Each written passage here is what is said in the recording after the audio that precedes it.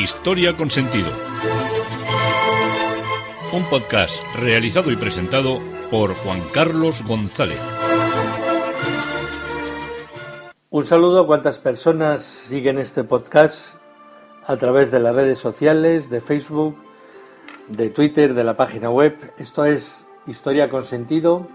Yo soy Juan Carlos González, encantado de hablaros una vez más sobre la historia, sobre las historias que estamos contemplando desde este podcast. Bien, hoy el tema que os propongo es la cochinilla y el oro mexicano. Bueno, qué cosas más raras, la cochinilla, el oro mexicano.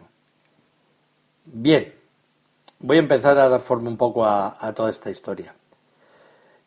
Cuando yo era bastante niño, detrás de la casa donde vivía mi familia, en un pueblo de Guipúzcoa, había un caserío, que era un poco el caserío más emblemático y que todavía está. Os estoy hablando de Zumárraga de Guipúzcoa y el caserío se llamaba Caserío Gurruchaga. Bien, pero aunque os hable del caserío Gurruchaga, no vive ahora en ese caserío la familia Gurruchaga, sino que vive la familia que da motivo a la historia que os voy a contar, que es la familia Aguirre Bengoa. Esta familia fue una de las familias muy importantes tanto a este lado como al otro lado del mar. Pero claro, yo cuando era niño y me acercaba a aquel caserío, pues no sabía nada de estas cosas, pero había una serie de elementos que me llamaban mucho la atención. El casero, bueno, cuando os hablo de caseríos os hablo de casas agrícolas separadas de lo que son los núcleos urbanos, como casas de labranza. Y al caserío es el hecho, lo que es la construcción con sus terrenos, y el casero es el que vive en el caserío. No es una cosa despectiva que digas es un casero, igual antiguamente se empleaba, pero ahora no, ahora es un término coloquial para referirse al que vive en esa casa. Ahora vive Xavier Aguirre Bengoa, le llamamos a veces Gurruchaga por el nombre del caserío, que es como un alias, pero el apellido es Aguirre Bengoa, con su mujer y con su hija, y tienen allí una explotación, aunque él tiene una empresa y se dedica al tema de la electricidad, tiene allí una explotación con sus vacas marca Limusín. La marca Limusín nos sonará las limusinas, pues no, está todo inventado.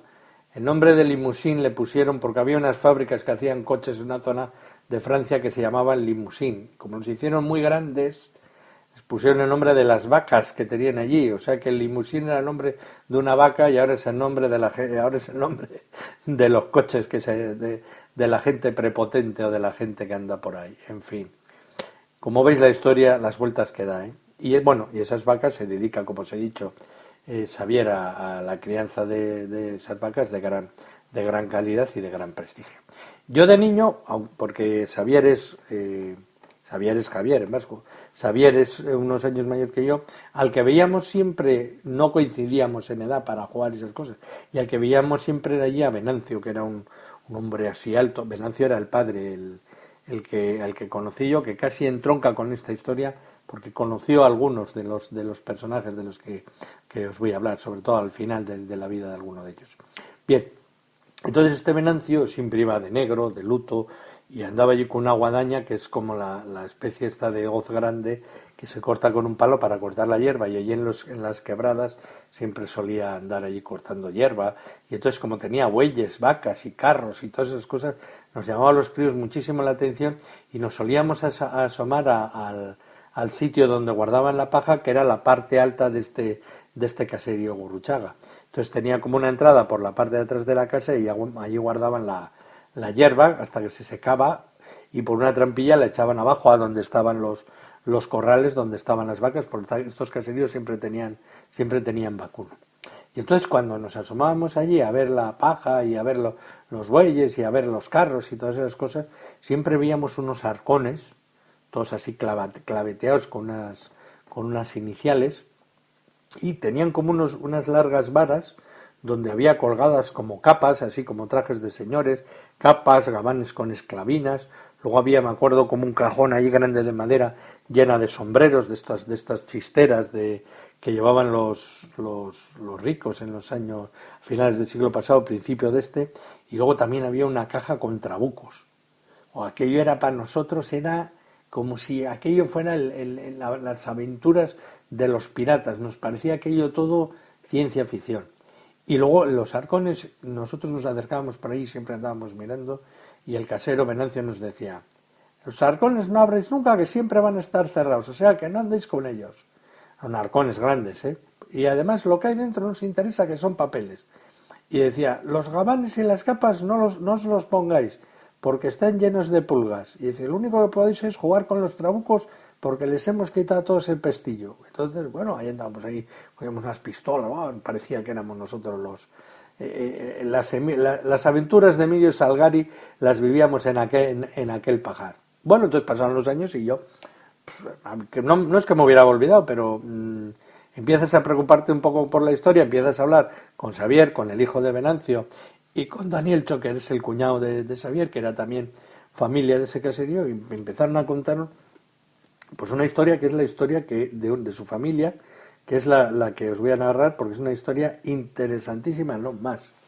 Bien, os empiezo hablando de la cochinilla y el oro mexicano, pero os tengo que hablar un poco de cómo era la estructura de los caseríos antes de que os cuente la historia, esta historia comercial e industrial. En los caseríos siempre, aún hoy, se ha mantenido el primogénito. O sea, cuando nace un varón, el primer varón es el que se encarga y va a continuar con la historia del caserío y con la explotación agrícola. Entonces, el segundo se destinaba sí o sí a la iglesia. El tercero y el cuarto, pues en los años, en el siglo XVIII y en el siglo XIX, iban a América porque no había para comer. Entonces los mandaban a otro lado. Si no querían ir a América o el padre tenía más hijos, a los siguientes los destinaba pues a casarles con caseríos donde no hubiera hijos y solo hubiera hijas. Entonces eso era un chollo, porque les casaban con la del otro caserío y ya tenían otra. A uno ya se hacía con la primogenitura otra vez de ese otro caserío.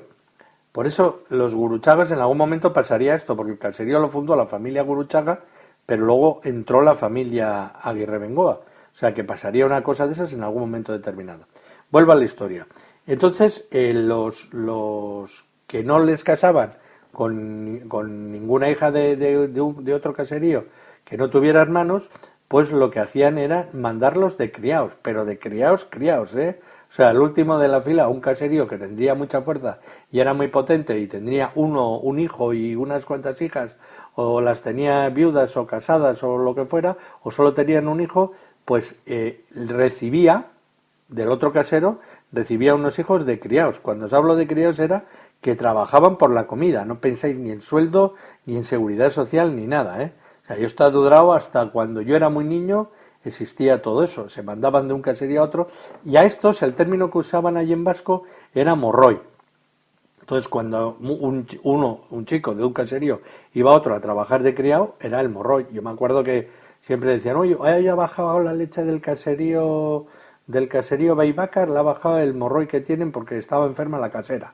Pues eso era lo típico, ir de allí, o el término morroy, y yo sabía quiénes eran por los morroys de distintos caseríos que bajaban abajo, el domingo bajaban a misa, se ponían camisa blanca, como decían ellos, una americana o un traje negro, y allí iban a misa y luego tomaban unos vinos y luego se subían otra vez para arriba para el caserío. Todo esto andando en burro. Yo he conocido burros en mi pueblo, y argollas en las puertas de las casas donde se ataba el burro. No penséis que aquí, que todos nos creemos como decimos aquí, de la pata del Cid, pues venimos de la Edad Media, como digo yo. Bien, entonces, en este caserío, pues en el caserío Guruchaga, familia Aguirre Bengoa, estamos en el año 1765 y pues van 1765 porque es la fecha del nacimiento de José Ignacio Aguirre Bengoa. Había más hijos antes y hay más hijos después. Pero estos ya, como ya hay primogénito y como ya hay cura, pues les dice el padre: mira, aquí no podéis estar, aquí comida para tanta gente no hay, o sea que ya podéis ir pensando en iros a América. Y entonces José Ignacio Aguirre Bengoa y su hermano José Javier Aguirre Bengoa, pues cogen la maleta, cogen las diligencias que había, porque entonces andaba con diligencias Estamos hablando del año 1780. Aquí se andaba con diligencias como las del oeste, tiradas por mulos, y se iba de una casa de postas a otra casa de postas. Bueno, pues estos se van a Cádiz. ¿Qué no tardarían en ir desde Zumárraga a Cádiz? No me lo quiero ni imaginar ya. Llegarías ahí como el que llega a Marte, entonces. Y cogen un barco y se van a México. Los barcos de Cádiz hacían la travesía normalmente Cádiz-Veracruz, y entonces llegan a Veracruz y empiezan a buscar trabajo. Sin nada, de migrantes sin un duro, ¿eh? O sea, ahí no pensáis que iban a...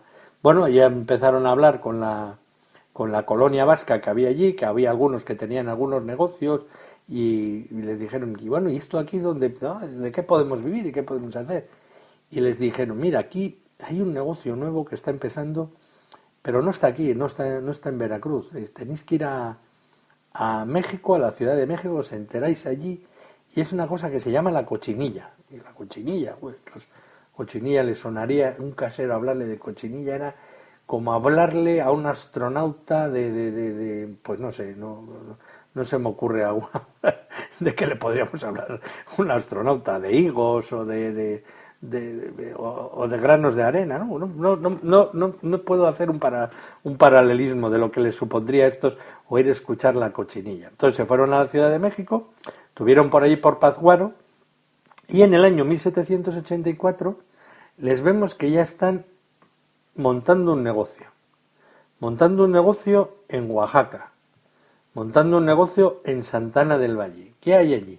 Bueno, allí hay muchos nopales, muchas tunas, que son para nosotros las chumberas, y allí se da la cochinilla. La cochinilla es como una especie de escarabajo o de cucaracha que se cría en esas plantas, se recolectaba de las plantas, se metía en unos sacos, se moría la cucaracha, se secaba, y con esos insectos todos secos se metían esos sacos con todo en agua, y se hacían miles y miles de litros de un tinte indeleble, o sea, de un tinte que rojo, en esencia, luego se empleaba con unas químicas y con unas sales, y se podía hacer de un color otro, se creaba un tinte que no se borraba. Entonces era una cosa, porque claro, los tintes anteriores era una cosa muy novedosa y muy hecha en plan industrial, porque esto de la cochinilla lo estaban usando desde los mayas y desde los aztecas ahí en México, pero nadie se le había ocurrido industrializarlo de una manera tan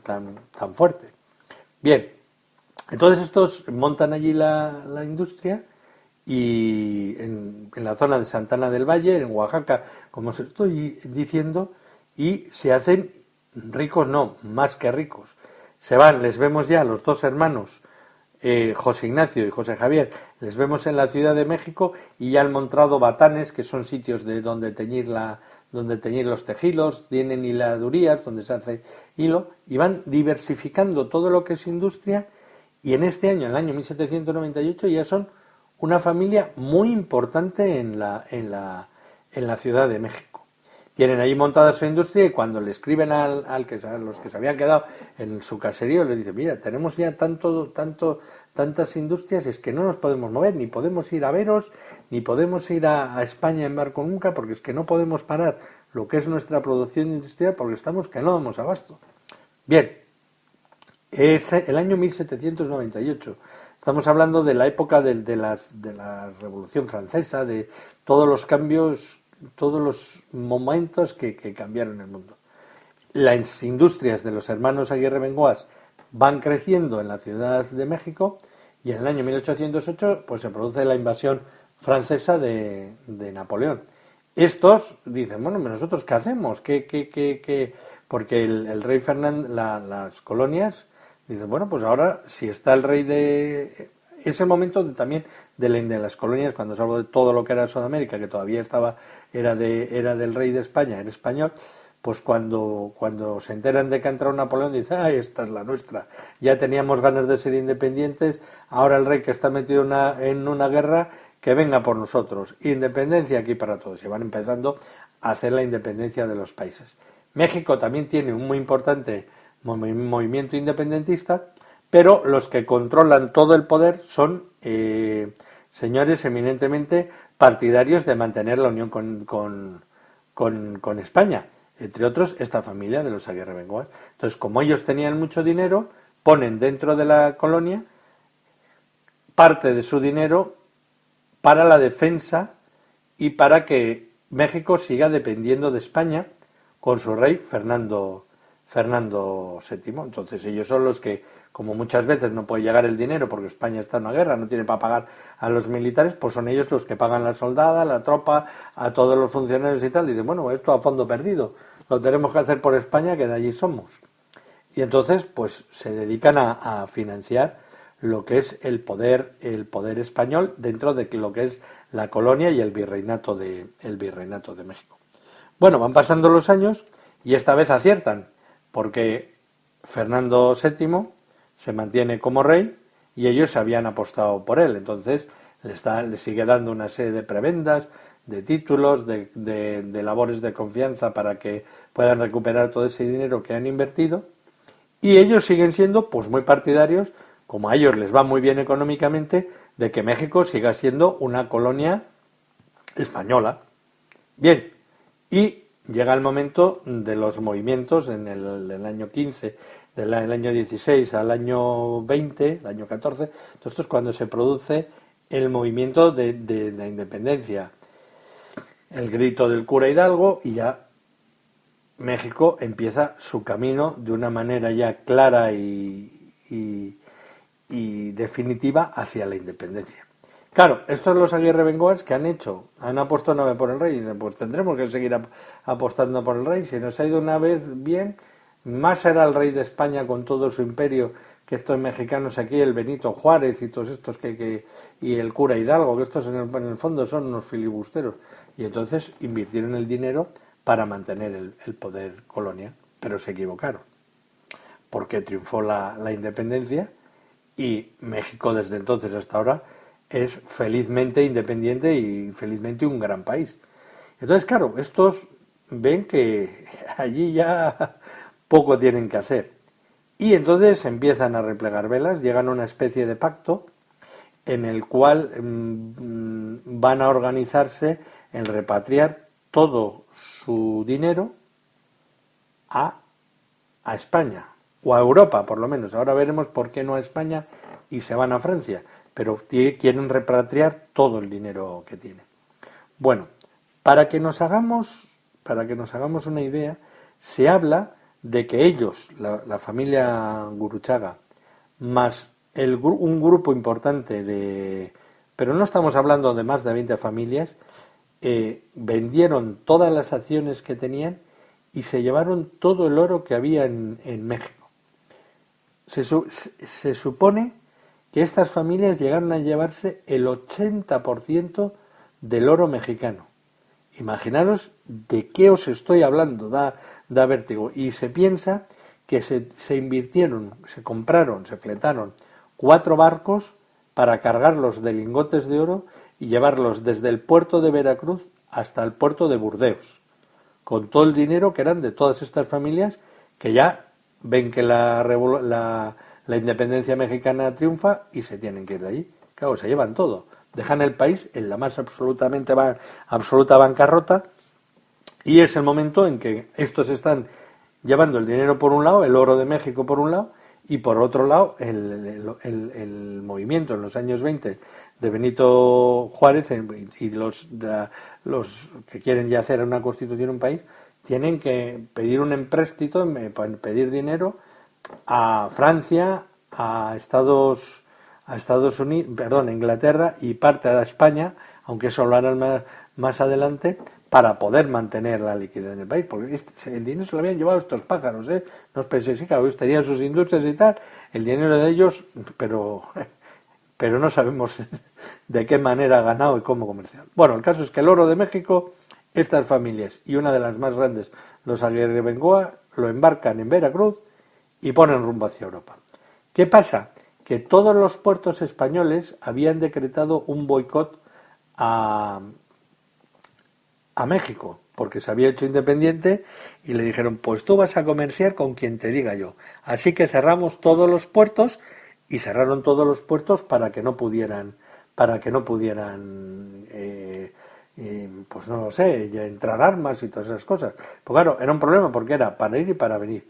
De todas maneras, eran los años, los 1820, 24, 22, todos estos años, en los cuales, después de una primera etapa absolutista del rey Fernando VII, que había jurado la Constitución de las Cortes de Cádiz, pero luego la había desdeñado, había traído a los 100.000 hijos de San Luis para que le defendieran, para hacer un reinado absolutista, pero todo eso se le viene abajo, y en esta época están ya entrando los gobiernos liberales, que ya empiezan a mirar de una manera más intensa por el pueblo y a atarle un poco las clavijas al rey para que no sea un rey absolutista. Entonces esto también a estas mentes, a los aguirrebengoas y a todos estos ricos, dicen, vamos a ir ahí a España, entre que no podemos entrar a los puertos, porque eso no hubiera sido problema, porque con el oro que llevaban hubieran sobornado desde el primer grumete del barco hasta el capitán general, con la cantidad de oro que llevaban. Pero dijeron, mira, estamos en esta situación, vamos a desembarcar allí y nos van a empezar que tenemos que pagar impuestos, que esto es para el Estado, que dijeron, no, quita, vámonos a ir a Francia, y cogieron los barcos y en vez de poner rumbo a Cádiz, que hubiera sido lo más natural, pusieron rumbo a Burdeos, que Burdeos era el segundo puerto europeo en comercio con Sudamérica. Encima, como estaba el problema del bloqueo, todo lo que son el comercio que tenía las colonias españolas con Europa, se va a hacer ya a través de Burdeos, que es el puerto grande, bueno, estaría Bayona, pero Bayona es pequeñito, el puerto más grande, más próximo a lo que es la península ibérica. Y entonces se produce el desembarco de todos estos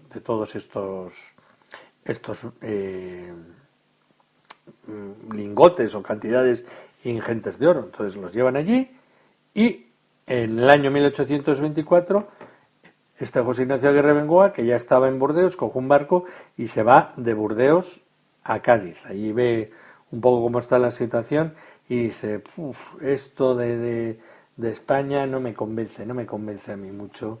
Así que voy a investigar nuevos mercados. Ya en esta fecha, en 1824, en las crónicas no aparece ya José Javier, que era el hermano de José Ignacio, ya no aparece, entonces hemos de suponer que ha muerto antes de esta fecha. Bien. José Ignacio Aguirre Bengoa ha llegado con los barcos con una cantidad ingente de oro a Burdeos. ¿En qué situación está? Bueno, pues José Ignacio se había casado con Ana Aguirre, que era otra vasca que había allí, de otra de las familias mexicanas importantes, y ha tenido 2 hijos, José María y María Jesús. Bien, entonces estamos en el año 24, que el cabeza de todo este proyecto económico ha desembarcado en Burdeos y ha ido a Cádiz a ver cómo está la situación. Y ha vuelto a Burdeos porque dice, no me fío yo de estos liberales, estos eran muy conservadores, vamos, estos como venían de una colonia donde todo se hacía pues por funcionarios y por militares, pues esto es la preocupación del pueblo, imaginaros la preocupación que tenían estos por el pueblo mexicano, nada y menos. Estos estaban a sacar el dinero de la cochinilla de sus negocios y a quedarse de ellos, y decía, pues mira, esto es voluntad de Dios. Si hubiera querido que fuéramos pobres, nos hubiera dejado ahí en el caserío. O sea que como hemos venido aquí y nos hemos hecho de oro, nunca mejor dicho, pues era porque esto es lo que tenemos que hacer. Y entonces aquí a explotar y a especular. Bien. Ya, claro, como os imagináis, el oro no puede estar puesto en el barco eternamente. Entonces construyen unas casas, unos bancos, una especie de fuertes donde guardan el dinero y van a empezar a comerciar con él. Bien. El tal José Ignacio, el fundador de toda estructura, pues manda a su hijo, José María, de Burdeos a Londres para establecer las rutas para repatriar o establecer el dinero personal de los muchos emigrantes que están saliendo de México. Entonces, como no había una estructura para poder seguir sacando, fíjate que estos habían traído, pero pues todavía había más. México era como el cuerno del oro que siempre se está sacando, pues esto les pasaba algo parecido. Bien, como os he dicho, los puertos españoles están bloqueados todo con México por haber declarado la independencia, y el hijo, que es José María Aguirre Bengoa, establece contactos con los banqueros y con los consignatarios de Londres. Entonces, ahí hay una familia consignataria en Londres, que son los Murrietas, y hay otros vascos, otras familias vascas, de las cuales os hablaré ahora a continuación, que tienen mucho poder porque se han quedado con todo lo que es el comercio, que ya no se hace con España, sino que se hace a través de las colonias inglesas. Imaginaros que todo lo que es Jamaica, todo lo que son todas las islas, un montón de islas del Caribe, son inglesas, forman parte de lo que es el Imperio Británico. Entonces, muchas de las mercancías y muchos de los intereses comerciales que están yéndose de México lo están haciendo a través de esos puertos y desembarcando en Londres. Bien, aquí hay un consignatario vasco, como os he dicho, que es muy importante, que es José Ventura Aguirre Solarte. Este es un consignatario que está viviendo allí, y que, como os digo, es un señor que llegó a ser ministro de Hacienda del gobierno de Isabel II. Este José Ventura Aguirre Solarte, de joven marchó a Perú y a Chile, y también se hizo muy rico. De regreso a Europa se estableció en el Reino Unido y fue montando negocios, y se casó con una chica, con una familia, que es una hija de la familia de Uribarren, que será la familia que entronque con los Aguirre Bengoas. Pero bueno, no os voy a adelantar más cosas. Entonces, desde Londres, se dedica a todas las operaciones de compra de deuda pública, a inversiones en empresas europeas, con los fondos repatriados de las grandes fortunas desde Latinoamérica, por todos los procesos que había habido. No solo estamos hablando de México, sino que estamos hablando de todo lo que era la zona de Sudamérica. Era un imponente gestor, y entonces fue elegido procurador a Cortes de 1834 a 1836, y fue designado ministro de Hacienda con Francisco Javier de Istúriz en 1836, pero lo dejó al poco porque los negocios privados que tenía en Londres le llevaban todo el tiempo. Imaginaros, un ministro que tenía negocios en Londres, parecen los tipos, parece que estamos hablando de 1834, y deciros que en 1833 era uno de los mayores contribuyentes que tenía la corona española por todo el dinero que movía. Bien, José, el del ministro, por decirlo de alguna manera, Aguirre Solarte, tiene una hermana que se llama Gertrudis Aguirre Solarte, que está casada con otro asentador que se llama Fabián Uribarren. O sea, Fabián de Uribarren es el cuñado de José Ventura Aguirre Solarte, del ministro. Y Fabián Uribarren, el cuñado, tiene un hermano que es José Javier Uribarren. José Javier Uribarren es el que se casa con la hija de los Aguirre Bengoas, con María Jesús Aguirre Bengoa.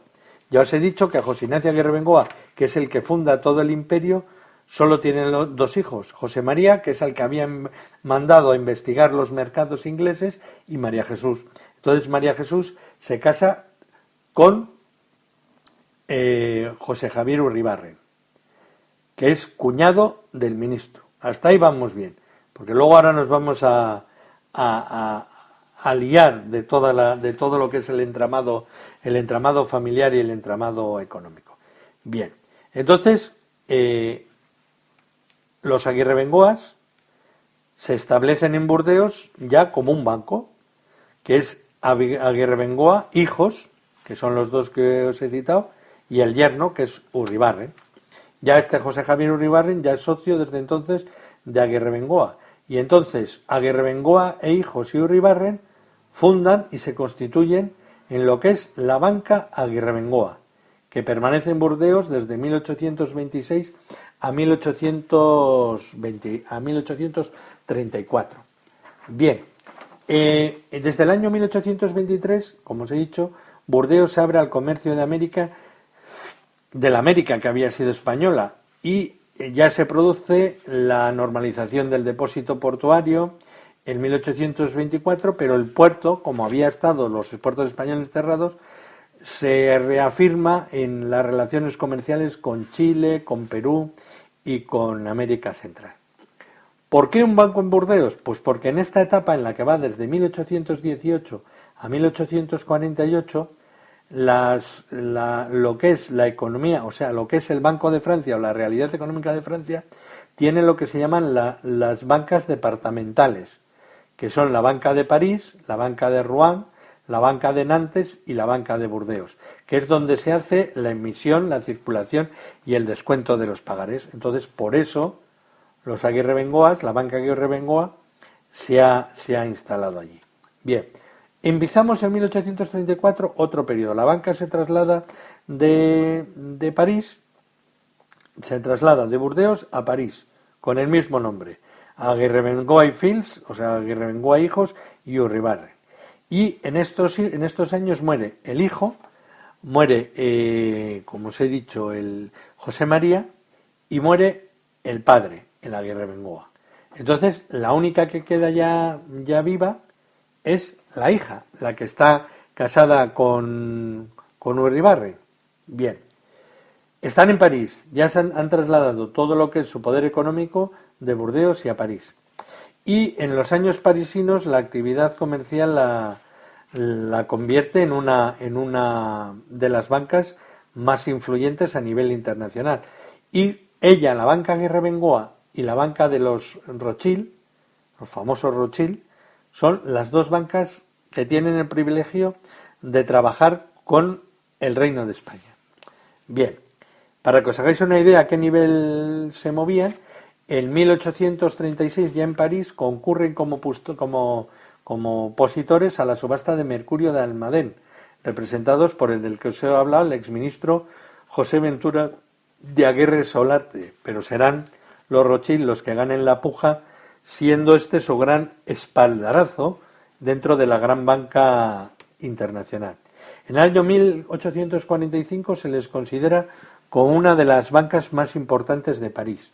Bien, como os he dicho, en 1848 muere el fundador, José Ignacio Aguirre Bengoa, y años antes había muerto su hijo y heredero, José María Aguirre Bengoa, y ya toda la fortuna queda en manos de María Jesús Aguirre Bengoa y de José Javier Uribarren.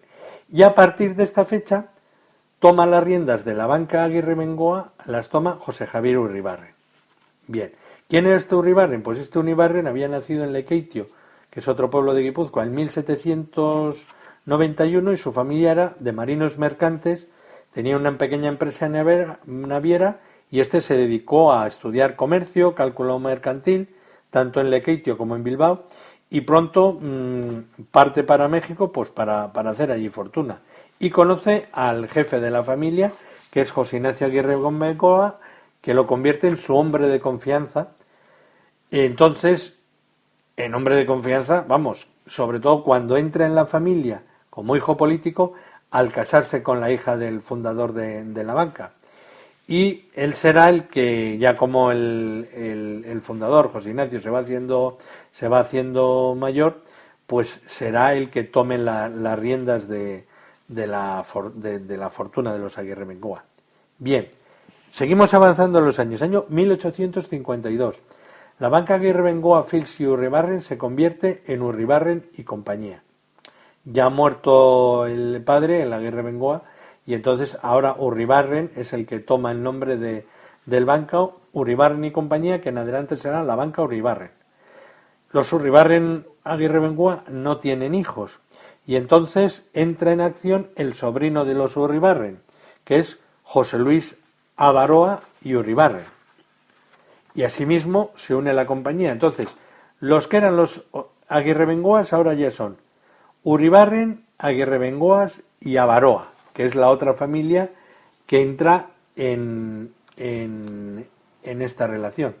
Y los Avaroa están también emparentados con los Aguirre Solarte? Pues Fabián de Uribarren, hermano de José Javier, está casado con Gertrudis Aguirre Solarte, que es la hermana del ministro del que os he hablado, que era el gran asentado, el que tenía todas las cosas del comercio con los barcos en Londres. Bien, a partir de ahora, la familia Uribarren, porque ya han desaparecido los directos Aguirre Bengoas, la banca se va a llamar Abaroa y Uribarren, con una compañía propia. Abaroa era una compañía propia, Uribarren era otra familia propia, y ya se han unido las dos bancas, Uribarren y Abaroa, que evolucionarán en los criterios bancarios que empiezan ya a hacer todo lo que es la estructura económica del siglo XIX en Europa. Pero el cerebro sigue siendo José Javier Uribarren, que está casado con María José Aguirre Bengoa. Cuando hablamos de la pareja, como suele pasar aquí en Europa, ya no hablaremos de Aguirre Bengoa, sino hablaremos de la pareja Uribarren. Bien, él y su sobrino, Uribarren y su sobrino, fueron destacados como financieros de las empresas de fundición nuevas que se instalaban en el norte de la península. Y en el momento del trazado de los grandes ferrocarriles serán unos de los inversores más importantes tanto en España como en Francia. Bien, otra banca entra en la esfera del poder de los Aguirre Bengoa, Uribarren y Abaroa. Es la banca Pereira, que era de origen portugués y judío y bordelés, cuando de bordelés es que es de Burdeos. Y fueron dos hermanos judíos, seguidores de la mentalidad del gran filósofo economista Saint-Simon, de quienes mantuvieron sus implicaciones sociales, de eliminación de la pobreza, y fueron los promotores económicos del primer ferrocarril de tren en 1827 entre París y Saint-Germain. En una operación arriesgada se hicieron con la dirección de la compañía de Chemise de Fer del Norte de Francia, desbancando a la otra familia judía que los presidía, que eran los Rothschild, y a su cabeza familiar, que era James de Rothschild. Bien, tras hacerse con los Chaminos de Fer, estamos hablando siempre ahora de la banca Pereira, con la dirección de los Chaminos de Fer del Norte, con sede en el país, se hacen con la Lía Burdeos, y son los momentos, en el año 1851, en que Luis Napoleón Bonaparte, Napoleón III, se hace con el poder absoluto en Francia, y es la época del Segundo Imperio. El emperador alemán, en una primera etapa, está muy unido al pensamiento sansominiano, con las ideas sociales y utópicas de las que eran adalides los Pereiras, y los Pereiras se convierten en una referencia para el emperador. Año 1852, todo lo que es el conglomerado de acciones de los Aguirre Bengoa, de los Uribarren y de los Abaroa, unen su destino de una manera mayoritaria a la banca Pereira. O sea, ya veis que entra otro apellido más en la historia. Y esta banca se convierte en la protegida de Napoleón con la complicidad ideológica, como os he dicho, tiene. Y los proyectos de la banca Pereira son secundados por el imperio de Napoleón. Es tal el movimiento que tiene esta banca que pone en marcha una banca mayor, que es el Crédito Mobiliario Francés, que es el promotor de todo el desarrollo industrial de Francia en todos los sectores. Estos Pereira, con los Aguirre Bengoas, con los Abaroa y con los Uribarren, crean un imperio económico casi equiparable al poder que tiene el mismo Napoleón. Tienen una naviera que está con todos los viajes hacia Sudamérica y América del Norte, que es la General Transatlántica. Hacen la reforma urbana de París, la ampliación del Museo del Louvre, la recuperación de las landas, la creación de la vía de Arcachón como ciudad balneario. Están metidos en todos los negocios que os podáis imaginar. Bien, desde el año 1852 los Aguirre Bengoa han unido, como os he dicho, su destino con los Pereira, como hemos dicho, y siguen ampliando la red de los ferrocarriles franceses a través de canales y trenes que unen el Mediterráneo con el Atlántico, la línea Burdeos-La Testé, Burdeos-Bayona, Narbona por Perpiñán, Bayona-Biarritz y Hendaya, ya con la frontera española. Tienen toda la prensa parisina, el gas, el transporte público de París. Si ya venían ricos de México unos y si habían empezado con la banca, los Pereira en Burdeos, lo que ya el poder que tocan es lo más que nos podamos imaginar. Bien, en el año 1865 se une Hendaya con Madrid y con Cádiz. En esta fecha el tejido del crédito mobiliario francés y por tanto de estos banqueros vascos de los que estoy hablando se extiende por Austria, por Italia, por Suiza, por Rusia. Llegan a ser hasta los que tienen el dinero del Banco Imperial Otomano. O sea, imaginaros las dimensiones económicas. Bien, y es en esta época cuando los Aguirre-Bengoas, los Uribarren y los Avaroa llegan con los Pereira a su máximo esplendor. Los Pereira los colocaron en la mayoría de los consejos de administración en las empresas que controlaban. Bueno, desde la creación del crédito mobiliario francés, los Pereira sufrieron una hostilidad extraordinaria de los Rothschild y del sector bancario de tinte legitimista. Contra Napoleón están luchando dos familias, los Borbones y los Orleans, para hacerse otra vez con el poder, porque dicen que lo que ha hecho Napoleón ha sido un golpe de Estado. Y los negocios del Banco Pereira pues son proyectos muy arriesgados y a veces aciertan, pero a veces tienen grandes pérdidas.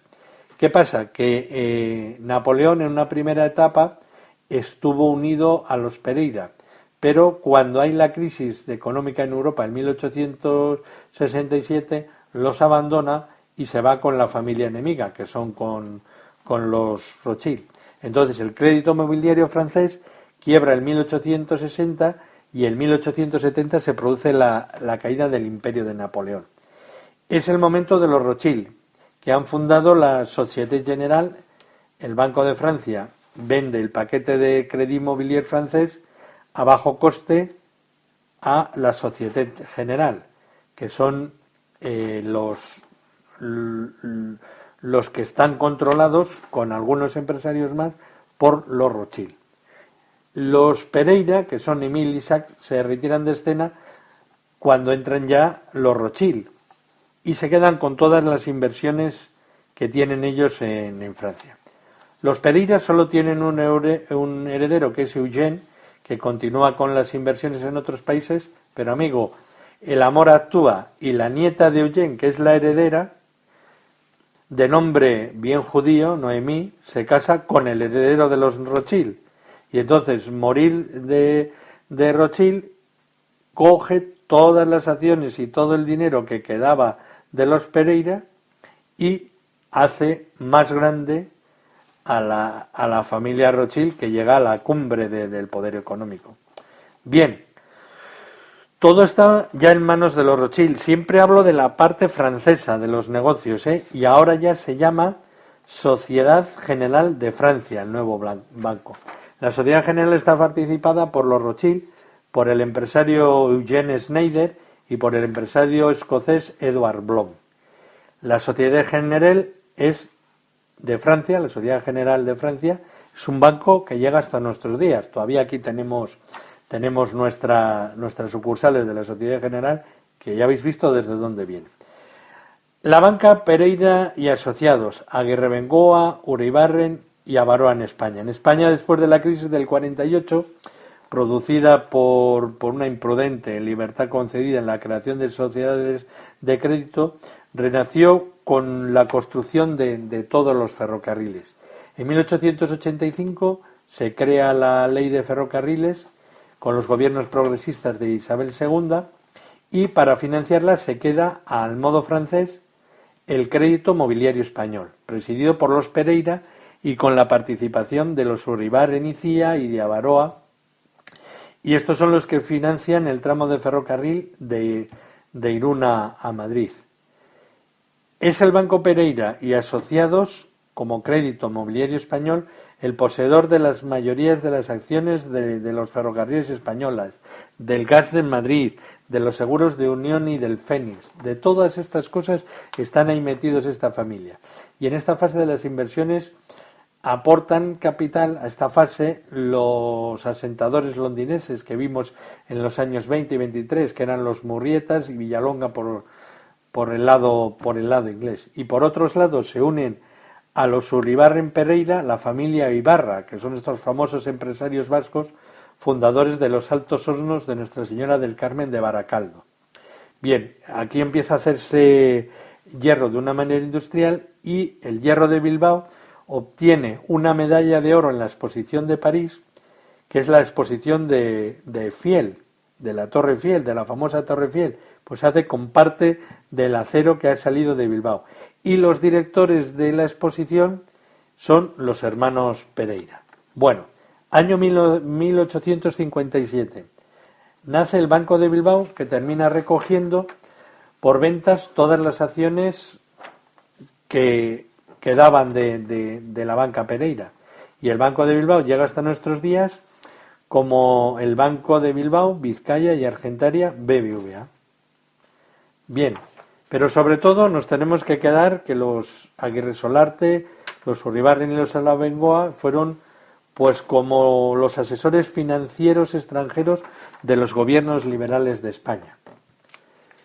Fueron muy importantes porque eran también los grandes conspiradores, eran los amigos de la mujer de Napoleón III, que era la emperatriz Eugenia de Montijo, y con estos eran muy católicos, muy conservadores, y estaban siempre conspirando, y fueron los que animaron a que llevaran al emperador Maximiliano a México, que luego lo fusilaron allí, pero eso ya haremos su podcast en estos días. Para que veáis la importancia que tenían, os voy a citar, para acabar, un trozo del cuarto libro de los episodios nacionales, que es Prim, y dice así, para que hace referencia a los aguirrebenguas, que ya se llaman Uribarren. Dice: la conspiración ultramontana de las familias expulsadas de México que proponen al archiduque Maximiliano, hermano del emperador de Austria, como emperador de México. En la obra se pregunta: ¿de dónde ha salido esa candidatura? Para mí no es difícil precisarlo. Ya sabes que en la gestación de las revoluciones, así como en la de las restauraciones, veo siempre manos femeninas. Es una manía, si quieres, pues en París ya hace algunos años he visto de cerca la acción mujeril trabajando fieramente por la monarquía mexicana. ¿Conocéis a la bella Errazu, o a la Huibacoa, o a la Uribarren? Damas mexicanas tan ricas como hermosas y para añadidura furiosamente ultramontanas. Ya en los salones del Elíseo conspiraban contra la libertad de su país, y estas y otras tan fastuosas y bellas han reanudado en las Tullerías era el Ministerio de Exteriores de Francia, la intriga para cambiar en México la forma de gobierno, condensando ya sus ideas en la persona de Maximiliano. No le salió, el plan no le salió, y ya veis, unos caseros que se fueron de mi pueblo, montaron la industria de la cochinilla, se hicieron con el oro mexicano, montaron la banca europea, intentaron llevar un emperador y acabaron entregando su fortuna en la actualidad a la Sociedad General y al Banco Bilbao Vizcaya Argentaria. Menuda historia, ¿eh? Esto es Historia con Sentido y encantado de habérsela contado, Juan Carlos González. Hasta otro día. Juan Carlos González presenta Historia con Sentido. El podcast que te habla de historias de la historia, sucesos, eventos, como si ayer fuera hoy.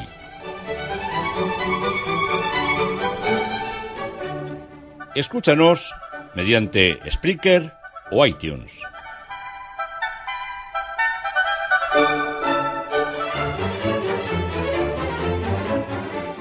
Contacta con nosotros por las siguientes vías.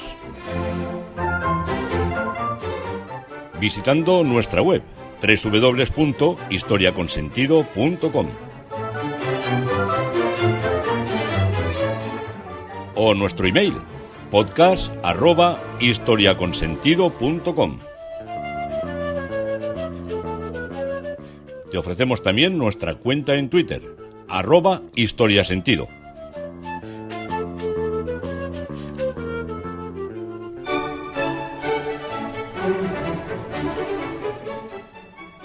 Historia con Sentido, un podcast de Juan Carlos González.